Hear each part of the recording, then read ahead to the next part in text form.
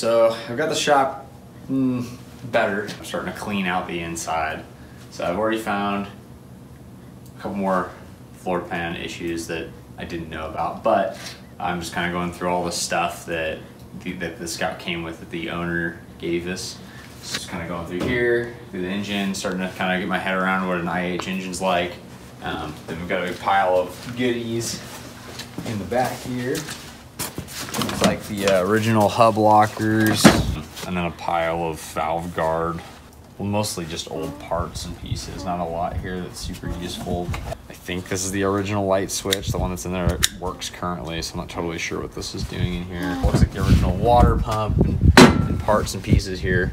So far, I only see one stopper and then a couple, and I've got like 4 of these guys for the wheel bumpers. I've got 1 new belt. All the rest of them are old, original belts. They're going directly in the trash.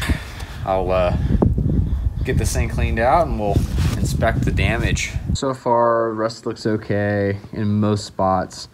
I'm sort of debating on whether I should just patch the holes in the trunk, or if I should, or in the rear part of the vehicle, or if I should just replace the whole pan. I don't think I need to replace the whole pan. So this is like kind of the marginal parts. I'll probably hit it with some nail jelly and actually remove it just to see how bad it is in some of these spots, to see if it like creates a hole or if it just is still pretty stiff. It doesn't feel bad. It's not like giving way. What I did previously here is pull this C-pan out. Now I'm going to try to get up all this carpet, get as much of this out as possible.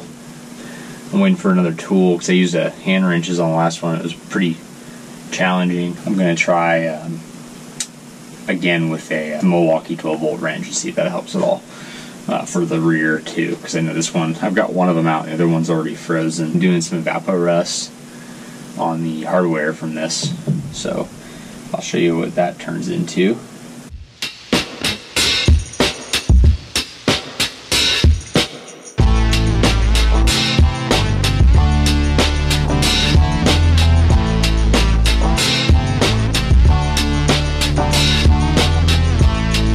A little rusty, it's not crazy.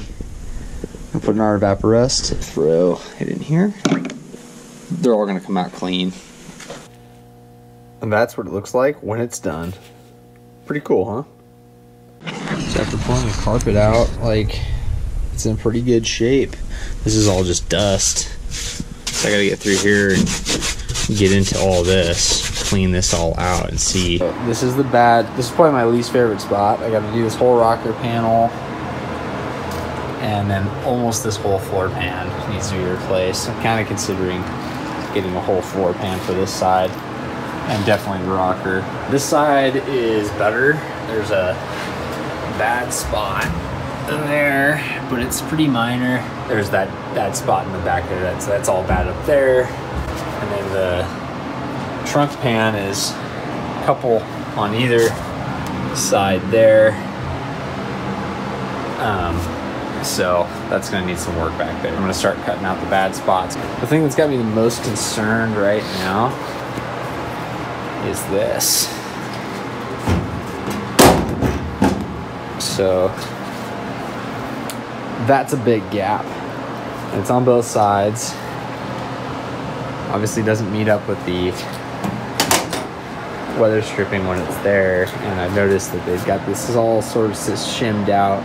It's true on the other side. I think the whole frame or the whole body, something, is bent back.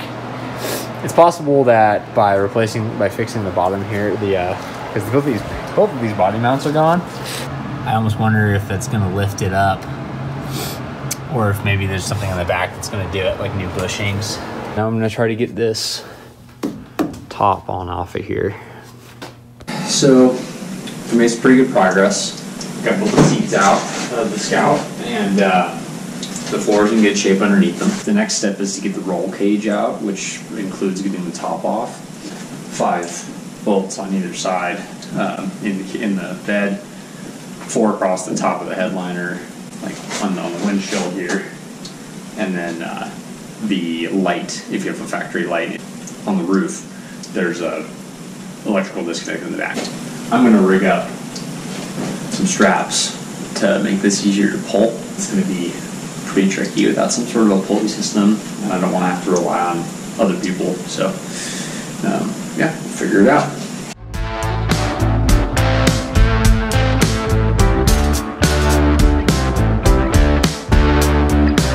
So basically, I was going to do this rigging scenario in the shop for pulling the top off, and I basically just quickly came to the conclusion that was going to be a lot of effort for something that just didn't need to happen. I also had made a mistake on, I didn't realize that some of the bolts that were in the side of the headliner needed to come out, and so I had missed some things. So I got that all figured out, and then I decided to just ask my buddy Sean to help me lift that thing off the top, and so we just manually lifted it off, put it down on the floor next in the second bay of the shop. I kept rolling, so gonna be moving onto the dashboard removal at this point. It's been a little bit. I got some stuff done without showing you, and I apologize. I got the roll cage out. I got all the seats out. We're getting close to being able to get to the welding. I just want to pull all the vinyl out. I've actually decided I'm going to replace it with leather. It would just be way cooler to me. And then in the dash for wiring later anyways. And the dash is in good shape, so I'm going to try to save as much of that as I can. And then I'm going to completely rewire this thing because it's just terrible. So this is what we're looking at. I've already started removing parts. I pulled all the knobs off of all the pieces here. The trickiest one is the headlight switch, and it actually came out. There's a button on the physical unit itself behind the dash, and you have to push it, then the whole piece comes out. The whole handle and rod actually comes out itself. And then there's a knob plate here that's like, it's not like a hex, it's actually a round finish washer. So this is the piece itself. I'm gonna clean this up, and it is the whole rod actually comes out. You have to push a button. I can't really show that yet. Maybe I will when I get the dash out. And then this is the washer, and there's no actual thing here to work with. So I'm gonna buff this up, and then when you screw it back in, you kind of do it by hand, and then you can get like a piece of rubber or like a cloth and some vice grips and really gently just tighten it up. But it's hard to get these out without, you know, wrecking them. And you can see I scratched it a little bit myself, and somebody had already done that when they put that dash in. This piece, there wasn't a lot of information on either. The windshield wiper ones.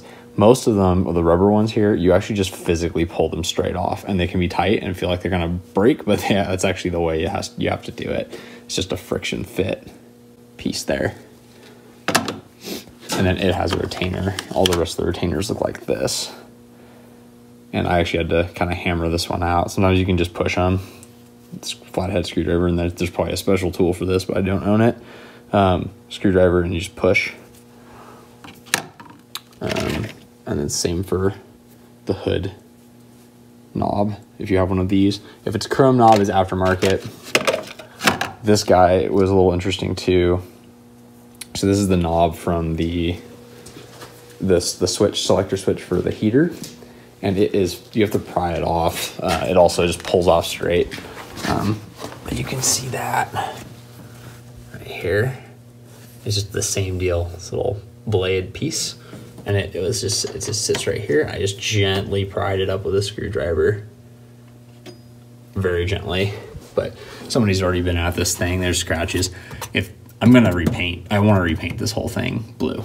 So I'm not super concerned about scratches, but obviously we don't want to wreck anything we can avoid wrecking. Right now I'm just starting to pull these out here. They all just come out with just regular Phillips head screws. And then you pull them out, and then you can just pull the Molex connectors and unscrew the pieces. I'm gonna go ahead and start that process. If there's anything tricky, I'll come back and show that. But I'm just literally gonna unscrew these, and then I'll show the dashboard coming off itself.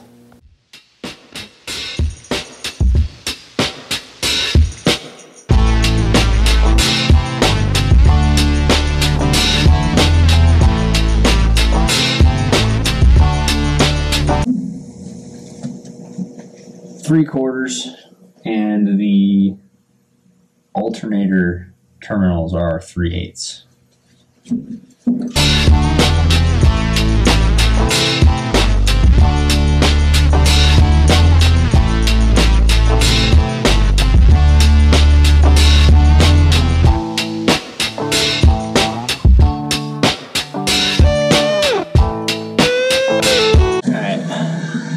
Those guys were behind the AC unit, which can now push in. So I can get that off.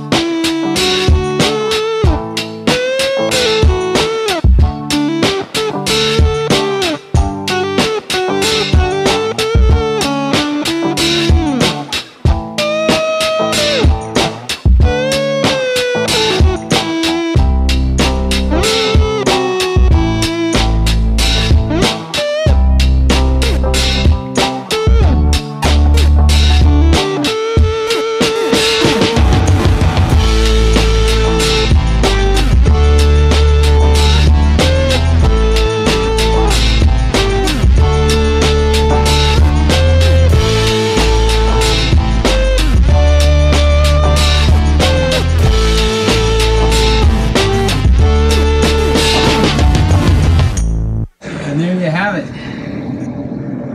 It's out. It was a little harder than I thought. One of the trickier parts was I didn't catch before I started the process. I didn't catch the light bulbs, the little light strips in the dashboard, which are all burnt out. So that'll be good. I can get rid of those replaced. And then obviously that bottom part of that bracket should have come off before I started that. So I know that from next go. I'll probably put that back in before I put the dash in. I can just slide it over it. So